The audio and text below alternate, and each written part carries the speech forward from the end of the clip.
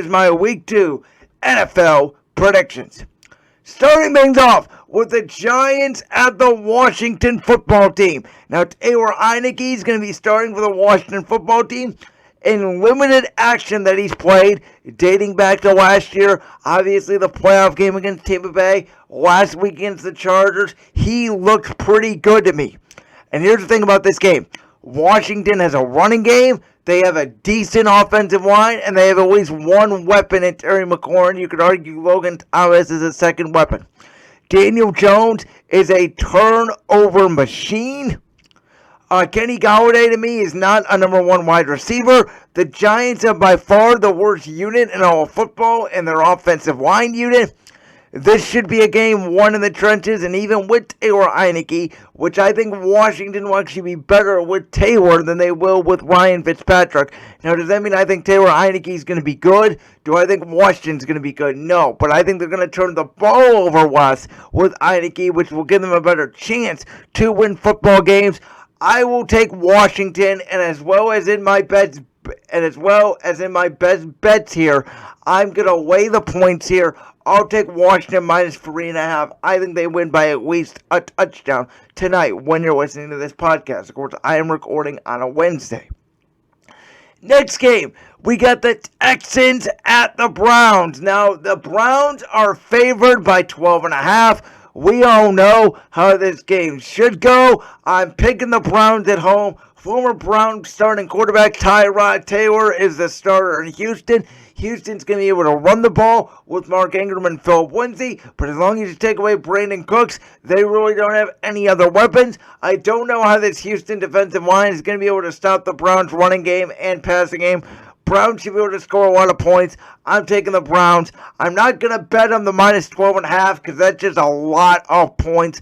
And I don't know. Who knows? Houston could lower this down to 10, but I wouldn't be surprised if the Browns do cover. I don't think it's like a Green Bay situation, and I'll get to that one as we get to the Monday Night Football game. Up next, we got my Philadelphia Eagles with their home opener of the season taking on the San Francisco 49ers. Now, the Niners are favored here by 3.5, so Philly is plus 3.5. This is going to be another one of my best bets. Now, I usually don't like betting my football team. You can say I'm biased here. You can say, oh, Brandon, you're coming off the Falcons win. You're too much on an eye. And this is what I'll say, man. Earlier when I did my NFL predictions, I predicted that the Falcons game would be an L, and I predicted the San Francisco game would be a W. So if we lose this game, I'm not going to be totally mad. I wanted us to get out of the first 2 weeks 1-1, and even if we lose, we had the opportunity to do that. But I was not that impressed by San Francisco's defense. Even against Detroit, I think you can run on them. Penei Sewell, the right tackle, pretty much took Nick Bosa out of the football game.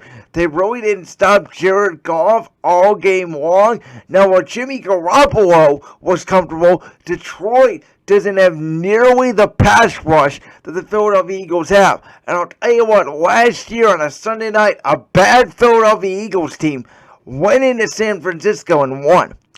I'm banking my ad on that. I think that this Jonathan Gannon defense does a very good job. It looks like it was early in the season at not allowing touchdowns. And when it had 2 red zone trips, we only allowed 2 field goals. That's a major win for my defense. And I'm not that afraid of San Francisco's offensive line against my defensive line. I think we have the better defensive line. I think we have the better offensive line. And I was a little bit afraid last week of Kyle Pitts of Atlanta just mossing my defense, and that wasn't the case. So, if we keep George Kittle in check, I'm not that afraid of Deebo Samuel and these other little wide receivers that San Francisco uses. So I think, we definitely have a good shot. This is San Francisco's second trip to the East Coast in back-to-back weeks. I think that's a big deal. I don't think Jimmy Garoppolo and Kyle Shanahan get along that much anymore. I don't think Kyle Shanahan trusts Jimmy Garoppolo. And so for those reasons, I'm going to take Philadelphia plus 3.5, and I give my Eagles a chance to win the game outright. Up next, we have a game between the Las Vegas Raiders and the Pittsburgh Steelers. And I got to tell you, folks, watching Vegas Monday night against Baltimore, their defensive line is better than I thought. And The problem I have here, though, is Pittsburgh's defensive line is very good with T.J. Watt, Cam Hayward, of course, all those guys in the front seven. And Las Vegas has a way worse offensive line than last year. They lost their Pro Bowl right tackle and they lost their Pro Bowl center. I don't know if Derek Carr and their protection is going to be hold up for him. I think this is going to be more of a low-scoring game. The Steelers' offense did not move the ball that much against Buffalo. You actually look at it, the difference in the game was a blocked punt. Both teams really moved the ball slow.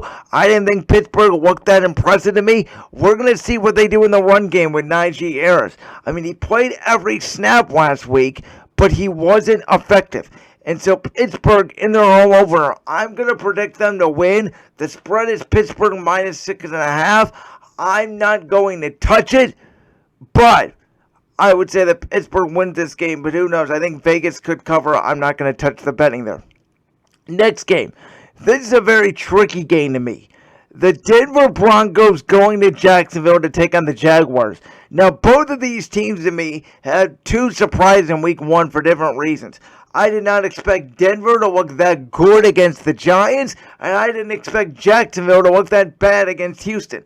So logic will tell you, oh, Denver's going to win this game. That's why Denver is favored by 6. And by the way, favored by 6 on the road is a huge deal. Like, that's saying that Denver is way better than Jacksonville. But I don't know, man. I would not touch this game. This is a very tricky game. Denver's got the way better defense. They got better players, so I'm going to take Denver. But I got this sneaky suspicion that Jacksonville is going to come out playing better. I think that they underestimate Houston. I think Trevor Lawrence has a better game. And we'll see with Vic Fangio and the Broncos. I mean, I'm already on record. I think Vic Fangio is a bad coach and he's going to be fired by midseason. But if Denver starts off 2-0, I don't know how he gets fired. After this, it definitely gets harder. You know, they got Vegas coming up. They got Baltimore coming up. They got the Browns in Week 7 on Thursday Night Football. So there's definitely some harder games ahead than the Giants and the Jaguars. Denver has to win this game. If Teddy Bridgewater doesn't turn the ball over, they definitely have a good shot. Again, they have the better football team, but this is a very tricky game for me to predict. But I'll take Denver on the road. Next game, we got Cincinnati going to Chicago. Now, the Bengals arguably were one of the biggest surprises in Week 1. Yes, they were at home, but they did knock out the Minnesota Vikings. And maybe the surprise was how good Joe Burrow looked. Joe Burrow looked confident. He looked calm. Zach Taylor's play calling was on point. They ran the football with Joe Mixon. Jamar Chase got a touchdown. T. Higgins got a touchdown. Cincinnati's offense looked good. Their defense did not. And here's the thing about the Bears, right? Matt Nagy is on thin ice. He could be fired by midseason if the Bears don't get off to a good start. Andy Dalton did not play terribly bad on Sunday night. As I said in the podcast on Monday, Andy Dalton does not give you the mobility that Justin Fields gives you. And that was an element Chicago needed against the Rams defensive front. I don't think they necessarily need that against Cincinnati. This is a big game, man. If the Bengals win this game and go to 2-0, and the Bears lose this game and go to 0-2, you're looking at Cincinnati as a potential surprise 2-0 team in the National Football League, and Matt Nagy could be out quicker than you think because the Bears have to go to Cleveland next week in Week 3 and take on the Browns. That is a tough game. Now, the Bears win 1-1, even if you don't follow the Browns are 1-2. In the NFL, big difference to me between 1-2 and 0-3. I think the Bears are the more desperate team here. The spread is only 2.5. I have more games that I like, but this is one of the games that I would bet if I was a bettor. But since I can only pick 5, I'm going to stay away from this game. But the Bears minus 2.5, I'll take the Bears to cover. Next game, this is a part of my best bets for the week. Buffalo going down to Miami. Miami is getting 3.5 points. And Miami won a lucky game last week against New England when Damian Harris fumbled the football. I thought New England played the better football game. I thought New England should have won that game 19-17 by kicking a field goal at the end. Buffalo, they out-yarded Pittsburgh. Stephon Diggs had a good game. The defense had a good game. They just did not commit to the run game enough with Devin Singletary to make Pittsburgh, think that they're going to run the football, so they just pin their ears back. Pittsburgh has a way better pass rush than Miami does. Buffalo's angry because they look like, at least right now, and I hate to say it, they look like an overrated football team. That's what everybody was saying after week 1. The Bills, Josh Allen, Sean McDermott, offensive coordinator Brian Daboll are going to look to make a statement. Buffalo cannot afford to drop to 0-2 and let the Dolphins be 2-0. I think the Bills come out. I think they put a hurting on the Dolphins, and this is easy for me. Take the Bills minus 3.5. Next game. This is a real doozy, and I'm not even joking. The New England Patriots going to New York to take on the Jets. Now, the Jets are getting 5.5 points. Here's my concern with this game. Is New England going to be able to score enough to cover this spread? Zach Wilson and the Jets, I thought they were getting killed by Carolina last week. It ends up being only a 19-14 game. Carolina only covered by half a point. The Jets in the second half looked organized. Robert Saleh's defense in San Francisco last year took apart New England's offense. Now, that was obviously a different team, but I'm just saying, and the Patriots' defense is good, but will the Jets and Robert Saleh, will they have anything up their sleeve? New England cannot afford to go to 0-2. This is a very interesting game for New England because I thought their schedule is really a cupcake schedule, easy in the year, but if they fall to 0-2, ooh, boy, they're in trouble. Belichick's not going to let this happen, but I have a strange feeling for some reason this game is not going to be a rout. I think New England wins this game. I'd stay away, though, from the points at 5.5. And the next game here in the 1 o'clock window, we have the LA Rams going to the Indianapolis Colts. Now, I told you guys when I made my 2021 predictions, the Colts have the 2 toughest games in the first 2 weeks of the NFL season this year. Yes, they're both at home, but they're taking on teams that are better than them in Seattle and the Rams. And the Rams, Matthew Stafford looked very, very comfortable week 1 with Sean McVay. Matthew Stafford is used to playing in the East Coast time zone. Sean McVay doesn't seem to be bothered by the East Coast time zone.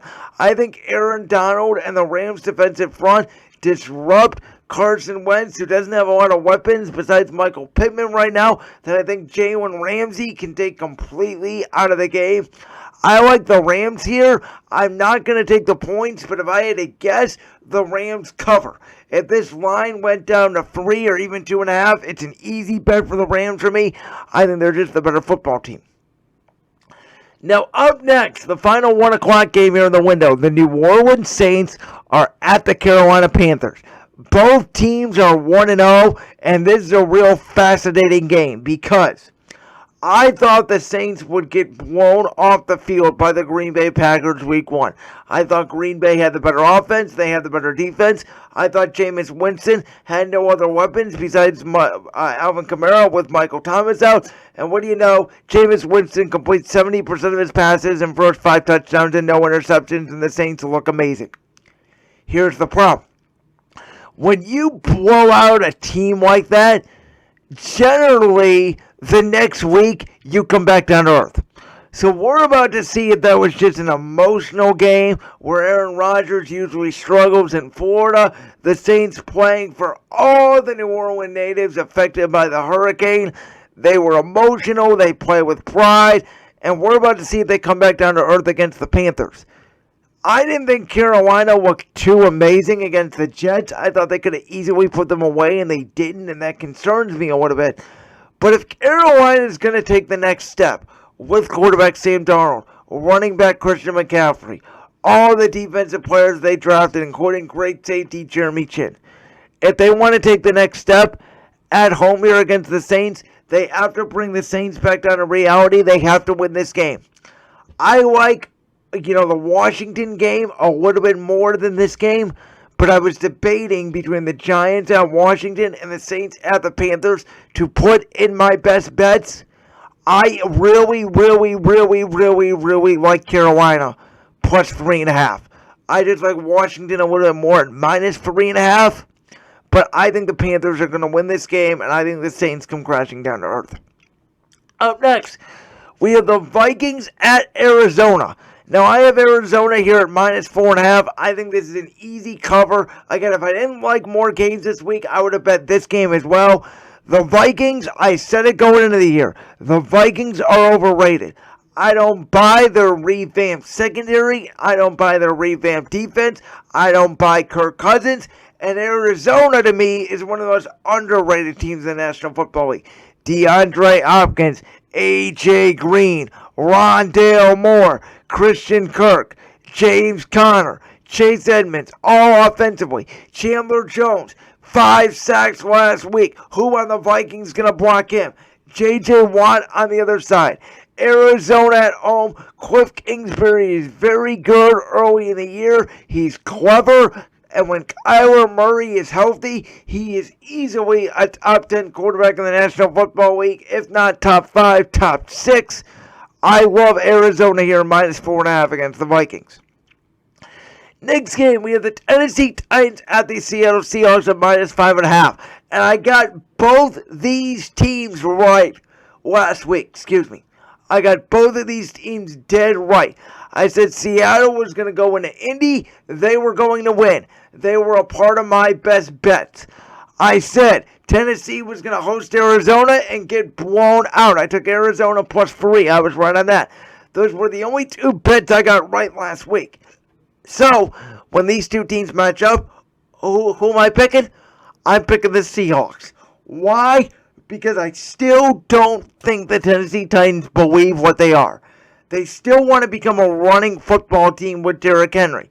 But when you have 2 weapons like A.J. Brown and Julio Jones, and a great quarterback in Ryan Tannehill, you need to use him a little bit more. Teams are going to start cluing in on Derrick Henry, and I believe without Arthur Smith as their offensive coordinator anymore, that is a huge loss for the Titans. And early in the season, Russell Wilson always cooks. Tyler Lockett looks in midseason form. I think DK Metcalf has a monster game against a bad Tennessee secondary. I think Seattle here rolls. I'm not going to take the points, but -5.5, I'd bet Seattle covers here. Next game, we got the Falcons at the Tampa Bay Buccaneers. Now the Bucs -12, that's a huge spread. Tampa Bay is going to win this game. I just think that's a huge amount of points where Atlanta could cover. I think Atlanta is going to be able to score on Tampa Bay, though I thought they were going to be able to score in Philadelphia last week, and they didn't. But I think Arthur Smith and the Falcons are already hearing the noise about, oh, that's a bad football team, man. And you know Tampa Bay's already hearing the noise of, yeah, they won against the Cowboys, but Dallas covered and Tampa Bay turned the ball over 4 times. So I think this could be a high-scoring football game.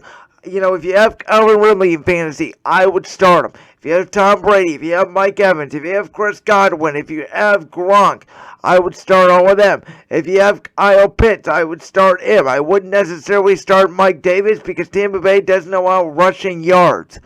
But I think this is going to be a passing shootout. I think just like last week, both guys, could throw between 350 and 400 yards.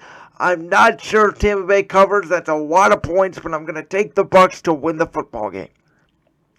And the big prime time 4 o'clock 25 CBS game, Jim Nantz and Tony Romo are going to be in SoFi Stadium to see the Chargers debut with fans against the Dallas Cowboys. Now, this is a very, very, very interesting game.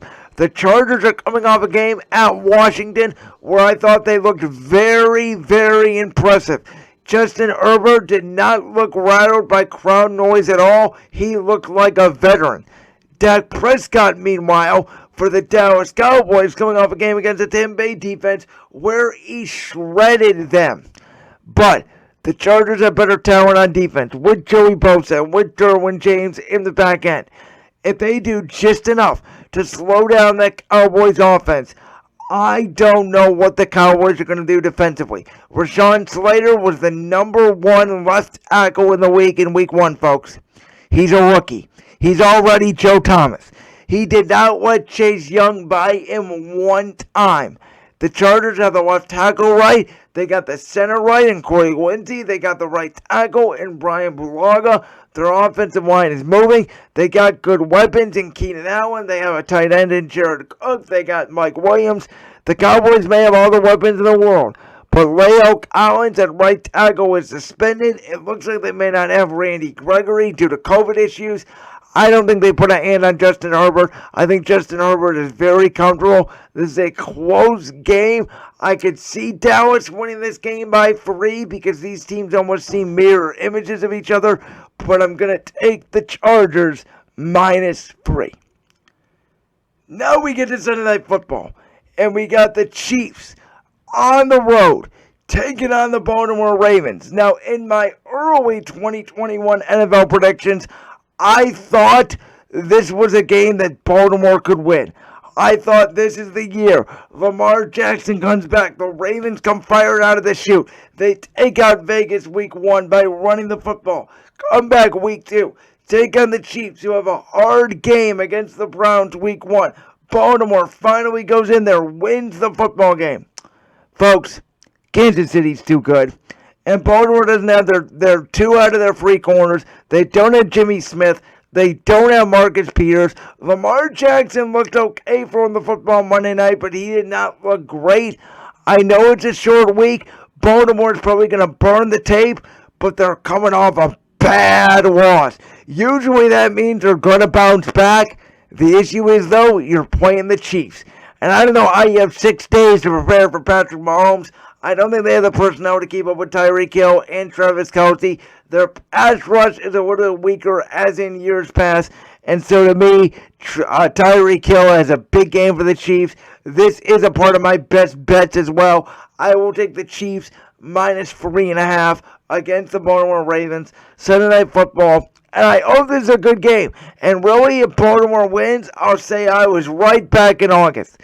But man, I just feel like after the way that Monday night game went, Baltimore is going to be upset. They're going to be angry, and it might cause them to make mistakes. And the Chiefs, folks, the scores are relevant with Kansas City.